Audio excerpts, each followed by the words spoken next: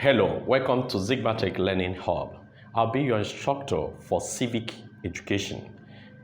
For this class, we are going to be taking our exercises from the ExamGuide app. If you don't have the application already installed in your device, I want you to download the app in order to follow along in this class. ExamGuide is a leading educational app that helps students prepare adequately for various exams like UTME, post-UTME, WAEC, GCE, KCPE, IJMB, JUPEB, Calvipedia, BESE, SSCE, NCEE, NECO, etc. You can download the app from www.examguide.com or Google Play Store.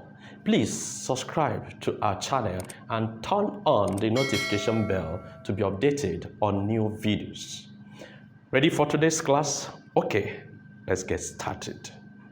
In today's class, we are going to take you to the history of human rights by looking at the topic Universal Declaration of Human Rights. Now, specifically, by the end of this lesson, you should be able to explain the meaning of human rights and the Universal Declaration of Human Rights, which we call UDHR. You should be able to discuss the historical background of Universal Declaration of Human Rights, state the 7 core freedoms of UDHR, discuss the roles of individuals, groups, and government in Universal Declaration of Human Rights, and state or highlight the impacts of Universal Declaration of Human Rights. Now, let's start. Meaning of human rights. Now, human rights are those inalienable privileges, entitlements, claims to be enjoyed by every person to be able to live effectively as human. So, it cannot be unduly taken away. They are what you are born with, the privileges that you must enjoy as a person, and nobody has the power or right to take it away from you except the person resort to legal means to do that. Now, then what is this UDHR? UDHR is Universal Declaration of Human Rights, which is the first global expression of human rights to which all human beings are entitled to, which was adopted by United Nations General Assembly on 10th of December 1948. Now, this is a document, the first document where human rights of every person in the world is codified, and this document was adopted by United Nations General Assembly. So this is the first time we are having global expression, global declaration of human rights to which everybody is entitled to, irrespective of gender, irrespective of educational level, irrespective of status, irrespective of religion, tribe, ethnicity, and race. That's the first time. So this is a document by United Nations Organization, an international document specifying all the rights that everybody is entitled to. Now, how did it come about? Let's look at the history of UDHR. Now, the history of UDHR is traceable to the Second World War.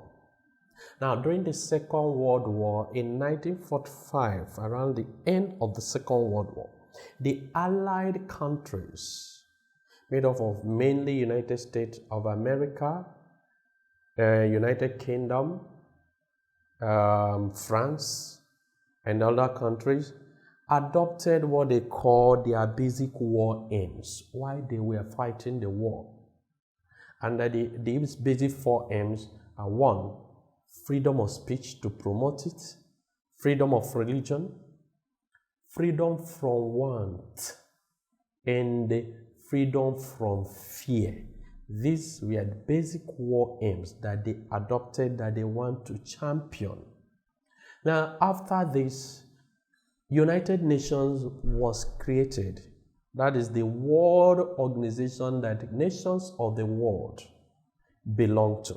And this world organization also aimed to promote the fundamental human rights of everybody. It's one of the aims of this world organization. And this world organization, of course, reaffirmed faith in human rights, that is ensuring that it plays a role to make sure that human rights are respected all over the world. Of course, a violation of human rights and disregard for human rights is one of the factors that led to the World War. Now, there was a need for a better definition and the specification of these human rights after considering the atrocities committed by Nazi Germany under Adolf Hitler. So the need to clearly define human rights came up. And based on this need, the United Nations Economic and Social Council, one of the principal organs of United Nations, created a commission for human rights in 1946. Now, this commission was actually given a reference to work on human rights, that defining this human rights. Now, this commission inaugurated the Universal Declaration of Human Rights Drafting Committee in 1947. The committee was chaired by Eleanor Roosevelt of United States of America to write the articles. This commission or committee is to write the articles for the Declaration of Human Rights. Now, this commission set up a drafting committee and asked John Peter Humphrey to do the drafting of this Universal Declaration of Human Rights. So John Peter Humphrey happened to be the first person that drafted, the first drafter of the Universal Declaration of Human Rights. Now, this committee worked and concluded their session on 21st of May 1948 and sent the draft to the Commission of Human Rights that inaugurated it. Now, the Commission of Human Rights worked on it, looked at it, and sent its work to Economic and Social Council, which created it on August 1948. Now, the Economic and Social Council, after looking at it, making some amendments and consultation, sent this work, this article, to United Nations General Assembly on 26th of August 1948. Now, through United Nations resolution, this article was adopted by United Nations General Assembly on 10th of December 1948 in Palais des Charlotte in Paris, in France. Out of 58 members that were in attendance on the meeting, 48 members voted in favor of the document, while 8 abstained itself from the voting, and 2 did not vote at all. Now, this thing happened on 10th of December 1948, and that is why till today, 10th of December is regarded as Human Rights Day. It's an international day which all the countries of the world, including United Nations, celebrates and creates awareness on human rights. Now, this is how Universal Declaration of Human Rights came about. Now, let's look at these human rights, this Universal Declaration of Human Rights. There are 30 human rights provided by this Declaration of Human Rights. We call it this Universal Declaration of Human Rights. We call them the 30 Articles of UDHR. Let's look at them. One is that all human beings are born free and equal in dignity and rights. The second one is no discrimination. That is, nobody should be discriminated based on the person's ethnicity, race, gender, and whatever factor put into consideration. Nobody should be discriminated. The third one is right to life. Everybody is naturally entitled to be alive, and nobody should take it away from another person. The fourth one is no slavery. Nobody should be subjected to servitude, to any form of slavery. The next one is no torture and inhuman treatment. Nobody should be subjected to any form of torture, any form of inhuman treatment. Nobody should be subjected to any form, both physical and emotional inhuman treatment. Now, everybody has the same right to use the law. Then there should be equality before the law. Before the law, everybody is equal. The law equally applies to everybody. Then there should be right to be treated fair by the court. The court should be fair in treating everybody. That's why we talk about fair hearing in the law court. You must hear from every side. Then no unfair detainment or detention. Nobody should be unfairly detained. If you must be detained, there must be reason for that, and you have the right to know the reason for your detention. Then there is a right to trial. For anybody, before anybody is punished, the person must go through trial in the law court. Then everybody is considered innocent until proven guilty. If you're an accused person, you are found guilty of any crime, you are treated as innocent. That is why they call you a suspect or accused. You are treated as innocent until a court of competent jurisdiction proves you guilty. That is when we can say that you are a criminal. Now, everybody has the right to privacy. The article establishes right to privacy. You have the right to private life. The article also established freedom to movement and residence. You can live in any part of the world, any part of the country, and reside there. The article recognizes right to asylum. Now, when we talk about asylum, we are talking about political protection, right to seek protection, refuge in another country. So if you're being threatened in your country, probably by the government of your own country, it is your right to go to another country to officially seek protection by that country. It's a right. It also recognizes the right to nationality. That's the right to belong to any nation as a citizen of that country. Then it also recognizes the right to marry and have family. Everybody is entitled to that right. You can marry, you can have a family of your own. Then you can own things. That is right to property. It's right to own things. It also established it to own property, both movable and immovable ones. Then it recognized freedom of thought and religion. You have the right to your own thinking, the way you see things, the perspective from which you view things. It's your right, because everybody has the different perspective of looking at things. So right to thought and religion, that is, you can belong to any religion of your choice. It also established freedom of opinion and expression. You have the right to air your own view, air your own opinion, express your thoughts about any matter. It also established right to assemble, that is, form an association or join any association that is regarded as peaceful and legal, so long as it's not an association that has been declared illegal in a country.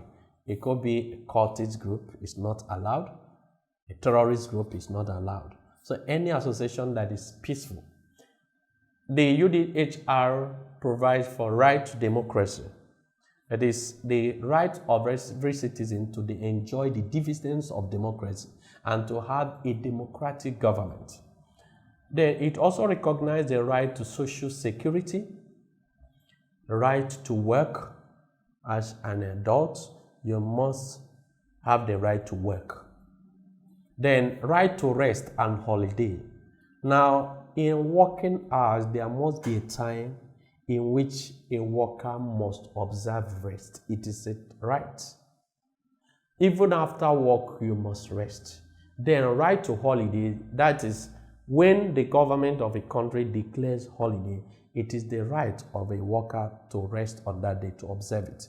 Right to social service is also provided in the sense that it is your right to enjoy social amenities provided by the government of your country. The article also has right to education. Everybody, irrespective of gender, has the right to be educated, and that is why the United Nations champions and urge countries to make education to a particular level as free as possible. Now, we also have right to cultural and arts, right to enjoy your culture, because it has been established that everybody comes from different cultural backgrounds. So it is your right to your own culture and the art, the works of your culture, to enjoy it and even to do it.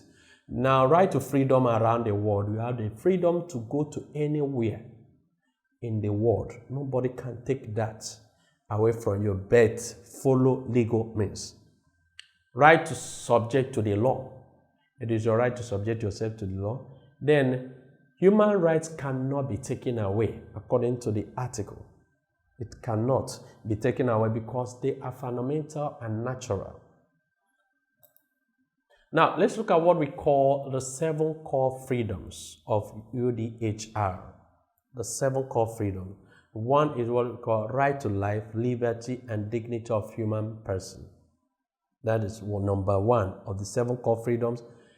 Number 2, freedom from discrimination by gender, race, ethnicity, national origin, and religion is another core freedom. Right to freedom of movement and to choose residence within the border of each state is also a core freedom. Right to freedom from forced labor, slavery, and servitude is also one of the core freedoms. Right to freedom of association and peaceful assembly, that is join any group that is peaceful, is a core freedom. Right to freedom of expression, that is express yourself, speech, thought, conscience, and religion is one of the 7 core freedoms. And the 7th one is right to freedom of belief. You have your own belief system, opinion, and expression. So these are the 7 core freedoms of Universal Declaration of Human Rights. Now, let's look at the responsibilities of individuals and groups in UDHR. What we mean by this, and what individuals and groups can do to promote Universal Declaration of Rights. In other words, we're talking about how we can promote these fundamental human rights that are declared by UDHR. Number 1 is knowledge of one's rights. Now, as a person, it is your duty to acquire your knowledge, the knowledge of your right. You must know your fundamental human rights as a person, because you're in the society. You must know your rights so that you can protect this right and defend it from violation. Another duty of individuals and groups is report cases of human rights abuse. Report it to the appropriate law enforcement agency. And at times you see people use social media to post cases of human rights violations. So it is your duty to report to the appropriate authority cases of human rights violation. That will help to promote UDHR. Then educate people about their rights. Can use the media, through the school, even through religious organizations. Individuals and groups can help to educate, make people to know their fundamental human rights, because people are not supposed to be ignorant of the fundamental human rights. When they know their right, when you make them to know their right, you are promoting Universal Declaration of Human Rights. Then people can form or join human rights groups. Another way is forming and joining human rights organizations. And that is why there are many civil society organizations that dedicate themselves to the cause of human rights. We have many rights groups. So it's one of the ways to promote Universal Declaration of Human Rights. Then people should respect other people's rights. Like we said, your right stops where another person's rights begins. You must respect other people's rights as a way to promote and popularize Universal Declaration of Human Rights. Then another way to promote UDHR is serve as witness in the law court. That is when people's rights are violated and you are a witness to such incident. It is your responsibility to serve as a witness in the law court to explain how it happened so that it can help to get justice for that person whose right has been violated. Another thing individuals and groups can do to see to the promotion of Universal Declaration of Human Rights is to give financial assistance to people whose rights are denied, people who do not have the money, the fund to prosecute their cases with using a lawyer, and also legal aids, legal assistance. That's why we have Legal Aid Council. If legal aid, it could come from lawyers who are professional in legal field. They can give legal assistance in the form of advice. They can take up people's case, people whose rights are denied. That's why we have people that they call themselves human rights lawyers. So these are things that people can do. Also, people can participate in political activities as a way to promote Universal Declaration of Human Rights. Political activities like voting in an election to elect the right leaders that can help to promote human rights. So people can do that. Then acquire knowledge of UDHR. It is the responsibility of individuals and groups to acquire knowledge of Universal Declaration of Human Rights. Also, stand against human rights abuse. Help to protest against human rights abuse. If there is human rights abuse by law enforcement agencies, individuals and groups can stand and protest against it to prevent violation of human rights. So these are the responsibilities or ways individuals and groups can help to promote Universal Declaration of Human Rights. Now, government has its responsibility in UDHR. What government can do to ensure promotion of Universal Declaration of Human Rights. Number one, government should ensure the independence of judiciary, that the judicial arm of government should be free from any form of influence and control coming from any other arm of government or powerful body or individual. They should be free. So when government ensures the independence of judiciary, then people can freely go and obtain justice from the judiciary, because the court is the last hope of the common man. So when the judiciary is dependent, the common man has lost his or her hope. Now, there should be enshrinement of human rights in the Constitution.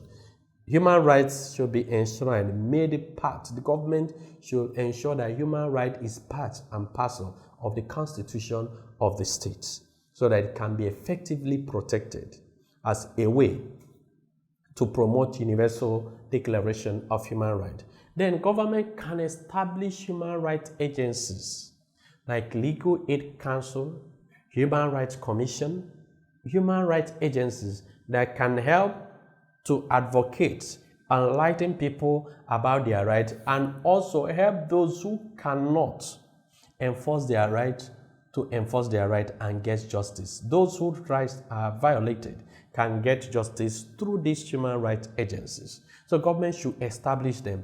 Then government should make appropriate laws.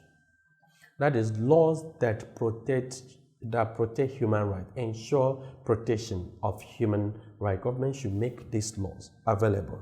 Then government should ensure that civic education is taught in school.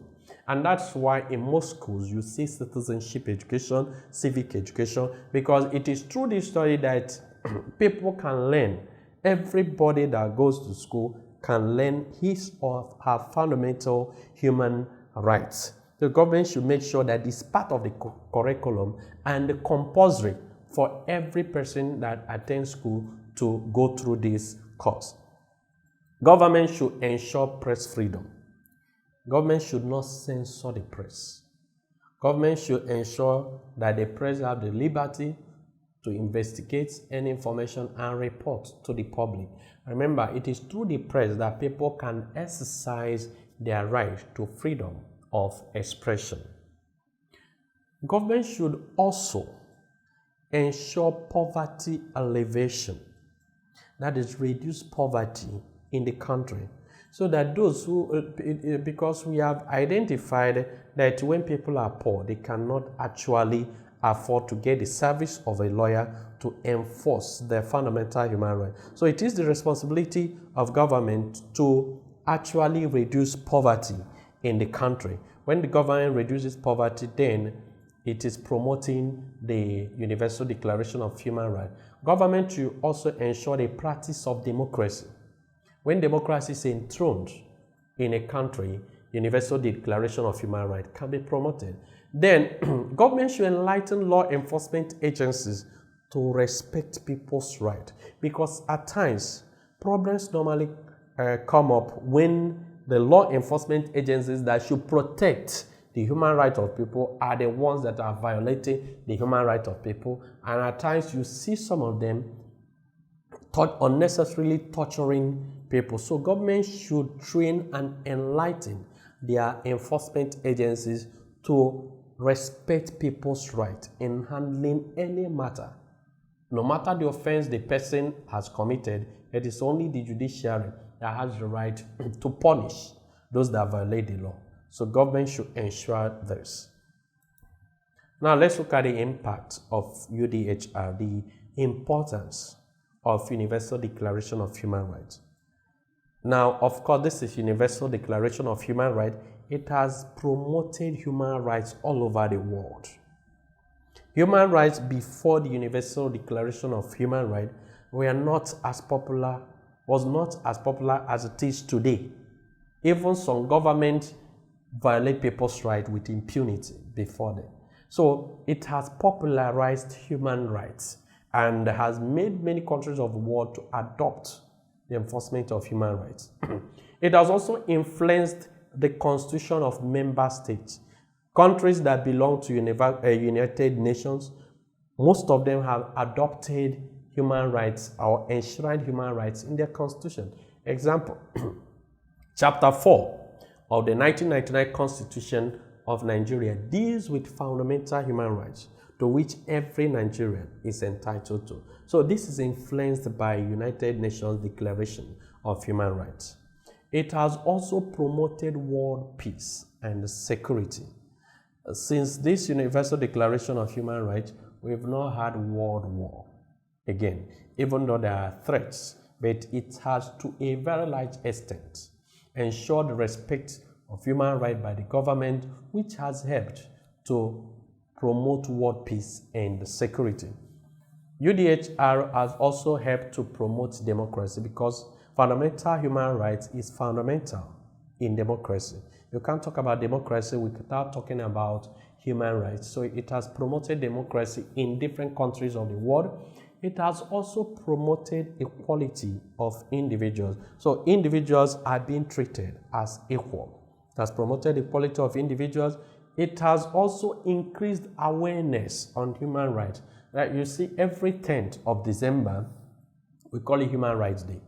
And the various countries of the world, we organize one event or the other to popularize and talk about human rights, to create awareness about human rights.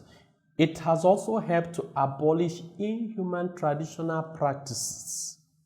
Before, we used to have inhuman traditional practices. Example, you talk about killing of twins. We used to have it in the past. We used to have other harmful traditional practices. Also, it has breached the disparity in education between genders. Before, education was seen as men's affair. Now, today, it's no longer only about the men. Women are now part of the education. So people, all gender, the two genders are being given equal opportunity in education, which has bridged that gap in education between the different gender, the male and the female gender. So these are some of the impacts of Universal Declaration of Human Rights. Thank you very much. We have talked about Universal Declaration of Human Rights, the meaning, the history, the 7 core freedoms, the Universal Declaration of Human Rights, the roles of government, individuals and groups, and the impact of UDHR. Now, we are going to the study guide to look at some of the questions in our app, the ExamGuide, SSCE. We did civic education, and for year we select at random. We want to look at some questions. Now, we did Universal Declaration of Human Rights, so we select it so that the questions we basically on human rights. Now, get started.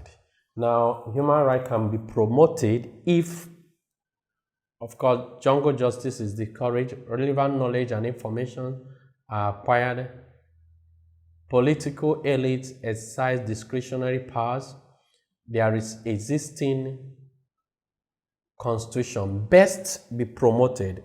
Now, if jungle justice is discouraged, human rights can be promoted. Now, if political elite exercise discretion, if relevant knowledge and information are acquired, human rights can be protected. But best, remember when we talked about how government can promote UDHR, we talked about making human rights in the constitution. So there is existing constitution to protect human rights.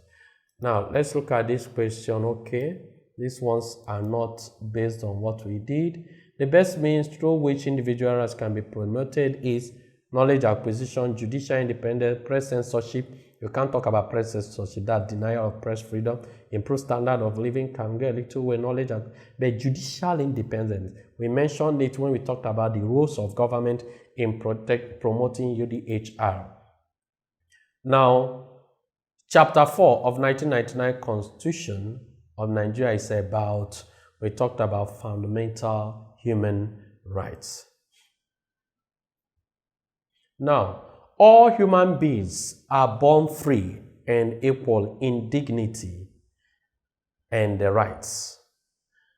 They are endowed with reason and conscience and should act towards one another in a spirit of brotherhood. The above quotation summarizes Universal Declaration of Human Rights. If you look at the first article of Universal Declaration of Human Rights, it says that all human beings are born free and equal in dignity and rights.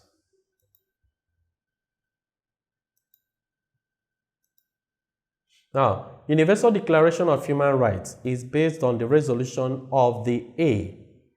Human Rights Watch? No. Is it Amnesty International? No. Is it League of Nations? No. It's United Nations. United Nations Universal Declaration of Human Rights.